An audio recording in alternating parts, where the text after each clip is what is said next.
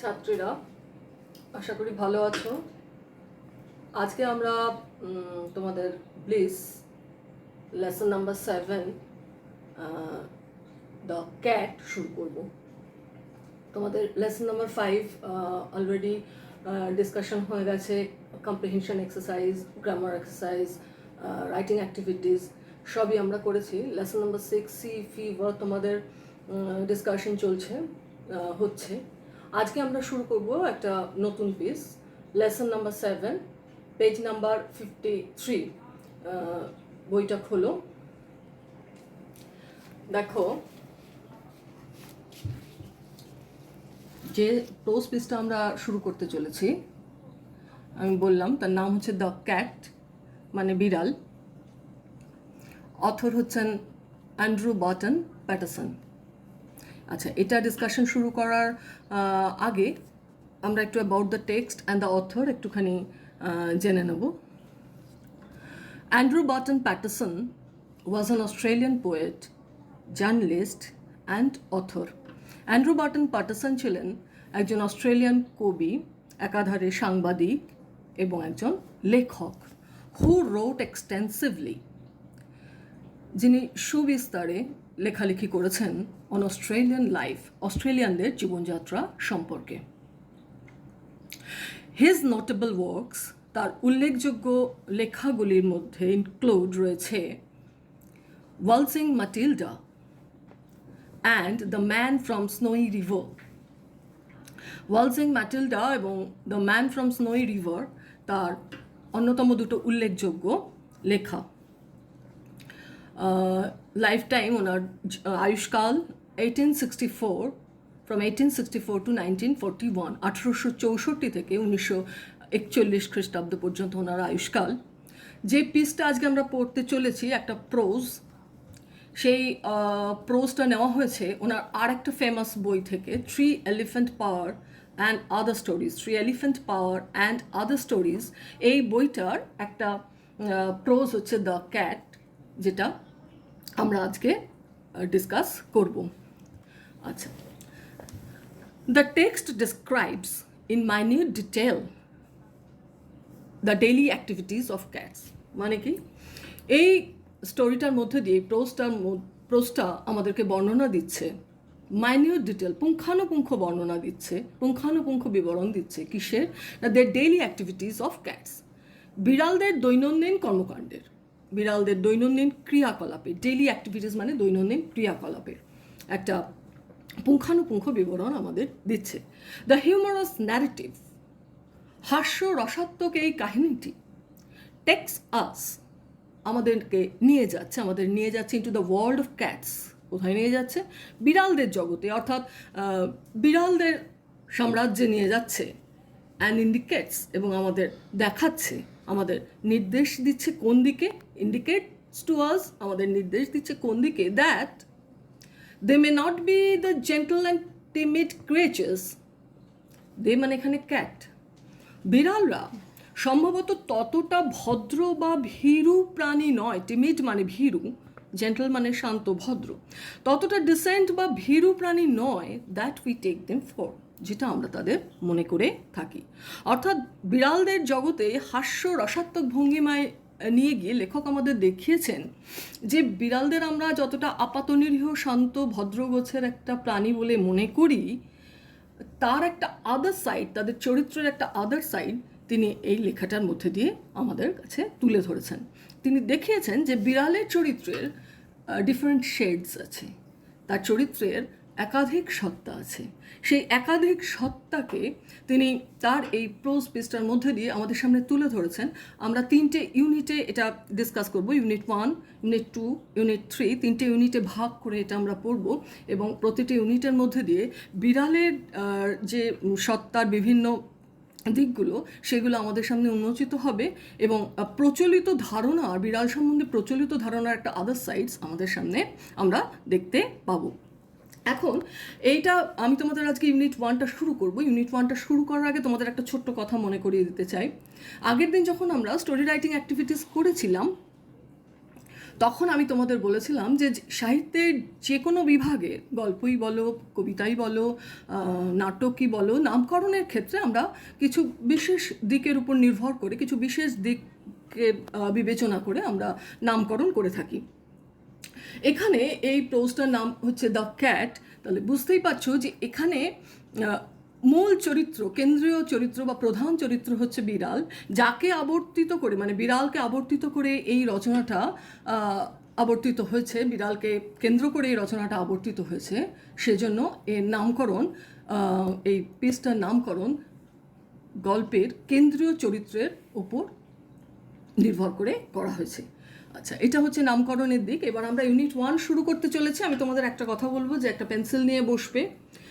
যে কঠিন শব্দগুলো বা অপরিচিত শব্দগুলো আমি পড়ানোর সময় তোমরা পাবে, সেগুলোকে আন্ডারলাইন করবে। আমি মানেগুলো যে বলে যাব সেগুলো বইতেই মানেগুলো তোমরা লিখে নেওয়ার চেষ্টা করবে, তাহলে যখন দ্বিতীয়বার পড়বে বা বারবার যখন তোমরা এটা পড়বে তোমাদের মানে বুঝতে কিন্তু সুবিধা হবে।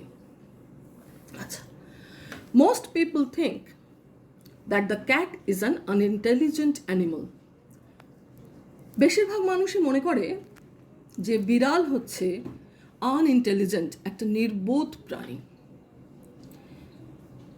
ফন্ড অফ ইজ, আরামপ্রিয়, আয়েশি, and caring little for anything but mice and milk. দুধ এবং ইঁদুর, মাইস মানে হচ্ছে ইঁদুর, মাউসের প্লুরাল ফর্ম। দুধ এবং ইঁদুর ব্যতীত বিড়াল পৃথিবীতে আর কোনো কিছুকেই খুব একটা গুরুত্ব দেয় না, কোনো কিছুর ওপরই ওর খুব একটা মনোযোগ নেই, কোনো কিছুকেই ও খুব একটা তোয়াক্কা করে না। So most people think that the cat is an unintelligent animal. বিড়াল হচ্ছে একটা স্টুপিড প্রাণী। ফন্ড অফ ইজ, আরামপ্রিয়, আয়েশি, এবং দুধ ও ইঁদুর ব্যতীত যার পৃথিবীতে আর কোনো কিছুর ওপরই কোনো মনোযোগ নেই, আর কোনো কিছুকে যে কেয়ার করে না।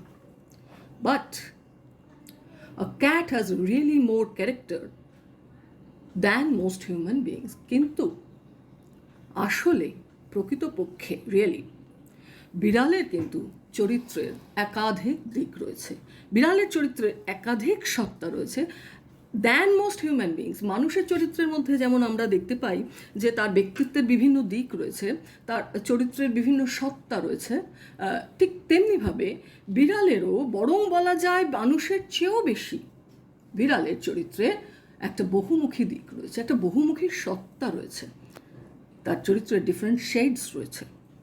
And gets a great deal more satisfaction out of life, এবং সে জীবন থেকে great deal more satisfaction, satisfaction মানে সন্তোষ, আউট অফ লাইফ মানে জীবন থেকে সে অনেক বেশি সন্তোষ লাভ করে থাকে, পরম তৃপ্তি সে লাভ করে থাকে। একটা মানুষ তার গোটা জীবন থেকে যতটা আনন্দ লাভ করে থাকে, একটা মানুষ তার গোটা জীবনে যতটা তৃপ্তি লাভ করে থাকে, একটা বিড়াল তার ক্ষুদ্র জীবন থেকে কিন্তু আরও অনেক বেশি সন্তোষ, আরও অনেক বেশি আনন্দ লাভ করে থাকে।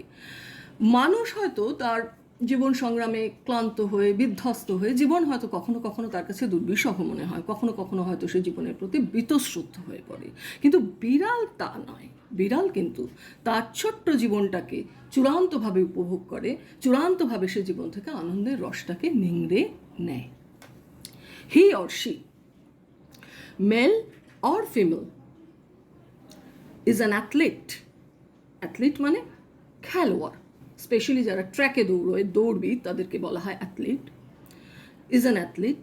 অ্যান অ্যাক্রোব্যাট, অ্যাক্রোব্যাট মানে কি শারীরিক কসরতে, শারীরিক দক্ষতাতে যাদের একটা চূড়ান্ত পারদর্শিতা আছে, an Acrobat. And a Grimm fighter, Grimm মানে সিরিয়াস, সিনসিয়ার, এবং একজন নিষ্ঠাবান যোদ্ধা। অর্থাৎ হি অর শি, হুলো বিড়ালি বলো অথবা মেনি বিড়ালি বলো, সে একজন খেলোয়াড়। বিড়াল খেলাধুলা ভালোবাসে। লক্ষ্য করে দেখবে যে বিড়াল যখন সপরিবারে থাকে, বাচ্চা কাচ্চা, বাবা মা, ভাই বোন সবাই মিলে একসাথে থাকে, তখন ওরা ওর ঘাড়ে লাফিয়ে, ওর ঘাড়ে লাফিয়ে হুড়োহুড়ি করে নিজেদের মধ্যে খুব খেলাধুলা করে। তাছাড়া বিড়াল একা একা নিজের মনেও অনেক সময় দেখবে নিজের লেজটাকে নিয়েও খেলছে। অর্থাৎ বিড়াল খেলতে ভালোবাসে, খেলাধুলা ভালোবাসে। অ্যান অ্যাক্রোব্যাট, অ্যাক্রোব্যাট মানে আমি যেটা বললাম জিমন্যাস্ট। জিমন্যাস্টদের যেমন তাদের যে লিম্সগুলো এত নমনীয় হয়, এত তাদের ফ্লেক্সিবল হয়, ঠিক একইভাবে বিড়ালের শারীরিক সক্ষমতাটাও অসামান্য।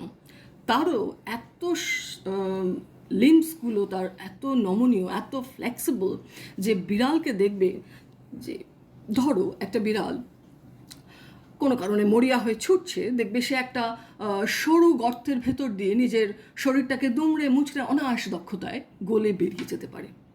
লক্ষ্য করে দেখবে অকুত ভয়ে বিড়াল উঁচু ছাদের আলসে বা কার্নিশ বেয়ে হেঁটে চলে যায়, কিংবা ক্ষিপ্র চিতাবাঘের মতো তীর বেগে বিড়াল একটা সরু পাঁচিলের ওপর দিয়ে ছুটে চলে যেতে পারে। আবার কখনো কখনো দেখবে অবলীলাক্রমে সে একটা উঁচু পাঁচিল থেকে লাফ দিয়ে নিচে নেমে চলে আসতে পারে। সুতরাং শারীরিক সক্ষমতায়, তার শারীরিক ফিটনেসে সে একটা অসাধারণ gymnast and a Grimm fighter, এবং সর্বোপরি সে একজন সিনসিয়ার যোদ্ধা। অর্থাৎ বিড়াল যখন যুদ্ধে অবতীর্ণ হয়, যখন বিড়াল লড়াই করতে নামে, তখন একদম সেই বিনা যুদ্ধে নাহি দিব সুচাগ্র মেদিনী এইরকম একটা মাটি কামড়ে বিড়াল যুদ্ধ করে। জেতার জন্য যুদ্ধ করতে নামে, একটা চূড়ান্ত আগ্রাসী মনোভাব নিয়ে সে যুদ্ধ করতে নামে। সে সেই যুদ্ধের মধ্যে দিয়ে তার চূড়ান্ত লড়াকু মানসিকতার একটা প্রতিফলন ঘটে। সেই বিড়ালই অলস ভঙ্গিমায় সারাদিন ধরে বাড়ির মধ্যে হেলে দুলে ঘুরে বেড়াতে পারে। যে লড়াকু সত্তা আমরা তার মধ্যে দেখতে পাচ্ছি, যে একটা অ্যাডভেঞ্চারাস বিড়ালকে আমরা দেখতে পাচ্ছি, সেই বিড়ালই অল ডে লং সারাদিন ধরে দ্য ক্যাট লোভস অ্যাবাউট মানে হ্যাংস অ্যাবাউট, লোলস অ্যাবাউট, ঘুরে বেড়ায় বাড়ির মধ্যে। সারাদিন ধরে একটা অলস ভঙ্গিমায় সে হেলে দুলে ঘুরে বেড়ায় বাড়ির মধ্যে, টেক্স থিংস ইজি। আশেপাশের সব কিছুকে সে একটা অনায়াস স্বাভাবিক উদাসীন ভঙ্গিমায় গ্রহণ করে, চূড়ান্ত একটা উদাসীনতা দিয়ে সে গ্রহণ করে। হেলে দুলে অলস ভঙ্গিমাতে সারাদিন ধরে বাড়ির মধ্যে সে পরিক্রমা করে বেড়ায় উদাসীন ভঙ্গিতে, সব কিছুকে সহজ, স্বাভাবিক এবং ভীষণ ক্যাজুয়ালি কেয়ারফ্রি নিয়ে। And allows himself to be pestered by the attention of the people in the house. বিড়াল খুব সফট কার্ডলি একটা অ্যানিমাল। আমরা বিড়াল পছন্দ করি। বাড়ির বাসিন্দারা বাড়ির মধ্যে হেলে দুলে ঘুরে বেড়াচ্ছে যে সারাদিন ধরে ঘুরে বেড়ানো বিড়ালটাকে মাঝে মাঝে কোলে তুলে নিয়ে আদর করে, তাকে একটু জ্বালাতন করে। পেস্টার্ড মানে জ্বালাতন করা। এবং লক্ষ্য করলে দেখতে পাবে যে বিড়াল সেটাকে অ্যালাউজ হিমসেলফ, মানে সে যেন এই বাড়ির বাসিন্দাদের মনোযোগ আকর্ষণ, বাড়ির বাসিন্দাদের এই আদরের জ্বালাতনটুকু আশকারা দেয়। সে যেন নিজেও সেটা দিব্যি উপভোগ করে, সে যেন সেটাকে একটা প্রচ্ছন্ন প্রশ্রয় দেয়। অ্যাটেনশন মানে মনোযোগ, পেস্টার্ড মানে আমি বললাম জ্বালাতন। To pass the time away, he sometimes watches a mouse hole for an hour or two. Mouse hole মানে ইঁদুরের গর্ত। সময় কাটাবার জন্য বিড়াল অনেক সময় দেখা যায় যে একটা ইঁদুরের গর্তের সামনে 1 ঘন্টা 2 ঘন্টা ধরে টানা বসে রয়েছে, just to keep himself from dying of boredom. মানে এই যে সারাদিন ধরে ঘুরে বেড়াচ্ছে, এই যে বিশেষ একটা কোনো কাজ নেই, একটা অলস পরিক্রমা সে করে চলেছে, এর থেকে যখন তার মধ্যে একটা একঘেয়েমি আসে, তার মনে হয় যে একঘেয়েমিতে সে একেবারে মরে যেতে পারে, তখন সেই একঘেয়েমির হাত থেকে মুক্তি পাওয়ার জন্য, keep himself from dying of boredom মানে একঘেয়েমি, সেই একঘেয়েমির হাত থেকে মুক্তি পাওয়ার জন্য, একঘেয়েমি থেকে রেহাই পাওয়ার জন্য বিড়াল একটা ইঁদুরের গর্তের দিকে তাকিয়ে টানা ঘন্টার পর ঘন্টা পাহারা দিয়ে বসে থাকতে পারে, যেন চোর পুলিশ খেলা, ইঁদুরটা গর্ত থেকে বেরোলেই সে থাবা মারবে। ভেবে দেখো যে ধৈর্য ধরে কোনো কিছুর প্রতীক্ষা করা বা অপেক্ষা করা আমরা আমাদের মানুষের কাছে যেটা হয়তো খুব ক্লান্তিকর একঘেয়েমি, সেইটাই বিড়ালের কাছে একটা পাস টাইম, একঘেয়েমি কাটাবার একটা উপায়। একঘেয়েমি কাটাবার জন্য সে ইঁদুরের গর্তের দিকে তাকিয়ে ঘন্টার পর ঘন্টা ধৈর্য ধরে বসে থাকতে পারে, সেটা তার কাছে একটা সময় কাটানোর উপায়, টাইম পাস। এখন people get this idea that this sort of thing is all that holds life for a cat. এখন এই পর্যন্ত পড়ে আমাদের মনে হতে পারে মানুষের মনে হতে পারে, মানুষের মনে এই ধারণাটা হতে পারে, আইডিয়া মানে ধারণা, যে এইসব জিনিসগুলোই একটা বিড়ালের গোটা জীবনটাকে, holds life for a cat, গোটা জীবনটাকে নিয়ন্ত্রণ করে, রেগুলেট করে। এটাই বোধহয় গোটা বিড়ালের জীবনটাকে কন্ট্রোল করে। এভাবেই বোধহয় বিড়াল তার জীবনটা কাটিয়ে দেয়, এভাবেই বোধহয় বিড়ালের গোটা জীবনটা কেটে যায়। না, but watch him as the shades of evening fall. কিন্তু না, এবার তাকে লক্ষ্য করো যখন শেডস অফ ইভিনিং মানে বিকেল গড়িয়ে সন্ধে, অন্ধকার, শেডস মানে আধার নামছে, বিকেল গড়িয়ে যখন আধার নামছে, সন্ধ্যের অন্ধকার যখন নেমে আসছে, তখন এই বিড়ালটাকে লক্ষ্য করো। ওয়াচ হিম মানে লক্ষ্য করে দেখো। ইউ ক্যান সি, তুমি দেখতে পাবে, তুমি বুঝতে পারবে, the cat as he really is. বিড়াল তার প্রকৃত সত্তাটা কি, প্রকৃতপক্ষে সেই বিড়ালের একটা সম্পূর্ণ ভিন্ন সত্তা তুমি দেখতে পাবে। সন্ধ্যের অন্ধকার নামলে এই সারাদিনের অলস ভঙ্গিমায় ঘুরে বেড়ানো একটা উদাসীন, একটা খেলোয়াড়, অ্যাডভেঞ্চারাস একটা বিড়াল, সে হয়ে ওঠে একটা শিকারী বিড়াল, চিতাবাঘের মতো ক্ষিপ্র, তেজি। বেরিয়ে আসে তার একটা অন্য রূপ, প্রকাশিত হয় তার একটা অন্য সত্তা। সারাদিন ধরে আমাদের পায়ে পায়ে ঘুরে বেড়ানো, মিউ মিউ করে চলা আপাত নিরীহ শান্ত প্রাণীটি তখন আত্মপ্রকাশ করে একটা অন্য রূপে, একটা তেজি শিকারী বিড়ালের রূপে, চিতাবাঘের মতো ক্ষিপ্র, যাকেই বোধহয় আমরা বলি বাঘের মাসি। বিড়ালকে আমরা কি বলি? বাঘের মাসি। এই কারণেই বোধহয় বিড়ালকে আমরা নাম দিয়েছি বাঘের মাসি। এখন ইউনিট 1-এ যে শেডস ক্যারেক্টারের ওনার লেখক যে বিড়ালের চরিত্রের একটা চিত্রায়ন তুলে ধরেছেন আমাদের সামনে, ইউনিট 2, ইউনিট 3-তে গিয়ে তিনি বিড়ালের চরিত্রের আরও বিভিন্ন দিক আমাদের সামনে উন্মোচন করেছেন। তোমরা ইউনিট 2-তে গিয়ে দেখতে পাবে যে বিড়াল জানে যে কেমন করে নরমে গরমে তার প্রাপ্য বা তার চাহিদাটুকু আদায় করে নিতে হয়। ইউনিট 3-তে গিয়ে তোমরা দেখতে পাবে যে বিড়াল আমাদের খুব ফেভারিট একটা পোষ্য, বিড়াল আমরা পছন্দ করি, বিড়ালকে আমরা ভালোবাসি, এবং সর্বোপরি যে বিড়ালকে আমরা খুব অনুগত এবং বশংবদ একটা জীব বলে মনে করি, সুযোগ পেলে সে প্রমাণ করে দিতে পারে যে সে মোটেই ততখানি অনুগত বা বশংবদ জীব আদৌ নয়, বরং সে চূড়ান্ত স্বাধীন, বশ্যতা বিমুখ একটা প্রাণী। তার আচরণ আমাদের কাছে আপাত স্বার্থপর বলে মনে হতে পারে, কিন্তু লেখক দেখিয়েছেন যে না, এই পৃথিবীতে সব প্রাণীরই স্বাধীনভাবে নিজের খুশি মতো বেঁচে থাকার একটা অধিকার আছে, এবং বিড়াল হচ্ছে পৃথিবীর সঙ্গে তাল মিলিয়ে চলতে পারা অত্যন্ত সুকৌশলী একটি প্রাণী, প্রখর বাস্তববোধ সম্পন্ন, এবং যে জানে তার জীবনটা যত ক্ষুদ্রই হোক না কেন তাকে চূড়ান্তভাবে উপভোগ করতে, জীবনের রসটুকু, আনন্দটুকু সম্পূর্ণ নিংড়ে নিতে। এইভাবেই তিনি ইউনিট 1, 2, 3-এর মধ্যে দিয়ে বিড়ালের চরিত্রের ডিফারেন্ট শেডস বা প্রচলিত ধারণার একটা বৈপরীত্য আমাদের সামনে তুলে ধরেছেন। আমরা আজকে ইউনিট 1টা ডিসকাস করলাম। শব্দগুলোর মানেগুলো তোমরা একটু আশা করে লিখে নিয়েছো।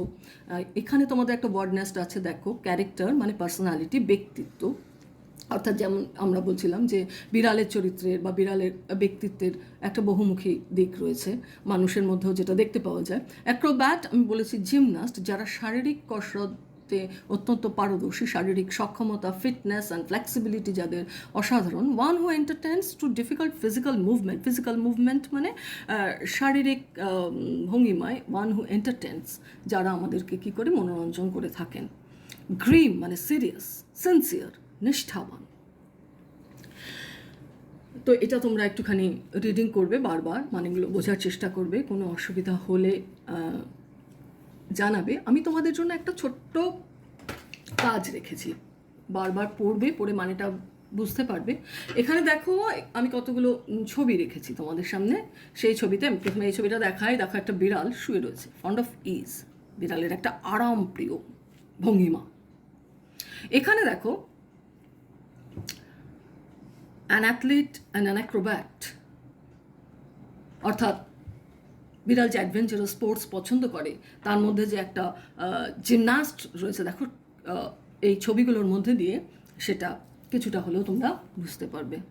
অ্যান্ড আ গ্রিম ফাইটার, যুদ্ধ করতে নামলে সে হারার মানসিকতা নিয়ে যুদ্ধে নামে না, প্রচণ্ড আগ্রাসী তেজি মনোভাব নিয়ে বিড়াল যুদ্ধ করতে নামে। Grimm fighter.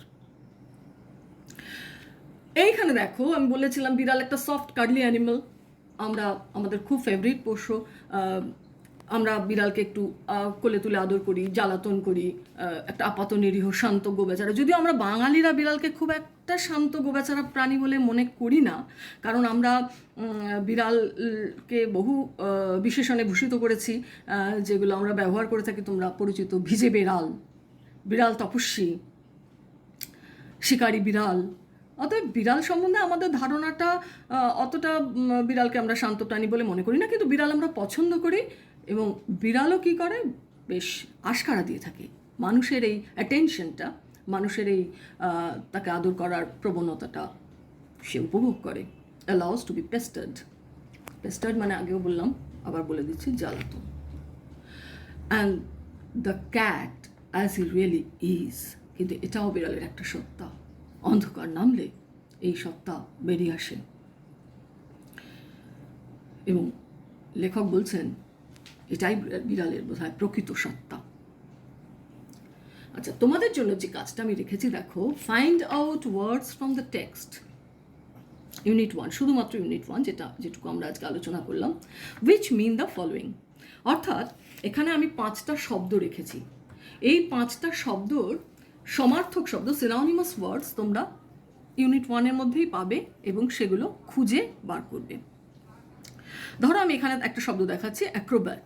এই শব্দটা বলতে গিয়ে আমি বারবার একটা শব্দ বলেছি, ওয়ার্ড বলেছি, জিমন্যাস্ট। তাহলে আমি যদি জিমন্যাস্ট দিতাম, তোমরা তার সিনোনিমাস ওয়ার্ড কোনটা খুঁজে বার করতে? অ্যাক্রোব্যাট। ঠিক একইভাবে এখানে আমি 5টা ওয়ার্ডস দিয়েছি, যেগুলো বাইরে থেকে দিয়েছি, যেগুলো সমার্থক শব্দ, সিনোনিমাস ওয়ার্ডস তোমরা এর মধ্যে পাবে, খুঁজে বার করে এই কাজটা তোমরা করবে। স্টুপিড, কন্টেন্টমেন্ট, আমি মানেগুলো বলছি না, একটুখানি নিজেরা চেষ্টা করে দেখবে। ব্যাটলার, ভেক্সেড, এনওয়ে, মাত্র 5টা। এটা আমি তোমাদের হোয়াটসঅ্যাপ গ্রুপে, আমাদের যে পড়াশোনার গ্রুপে এই পেজটা তোমাদের জন্য আমি আপলোড করে দেবো। তোমরা এটা নিজেরা বাড়িতে একটু চেষ্টা করবে। আমি আবার 2-3 দিন বাদে এটার আনসারটাও তোমাদের জন্য দিয়ে দেবো। তাহলে তোমরা একটু চেকিং করে নিতে পারবে, দেখে নিতে পারবে যে তোমরা কতটা বুঝতে পেরেছো, মানেগুলো কতটা বুঝতে পেরেছো, পোস্ট পিসটা তোমাদের ইউনিট 1টা তোমরা কতখানি তোমাদের কাছে বোধগম্য হয়েছে। আজকে এই পর্যন্ত, এর পরের দিন আমরা এক্সারসাইজ ডিসকাস করব। ততদিন পর্যন্ত ভালো থাকবে, সুস্থ থাকবে, পড়াশোনা চালিয়ে যাবে।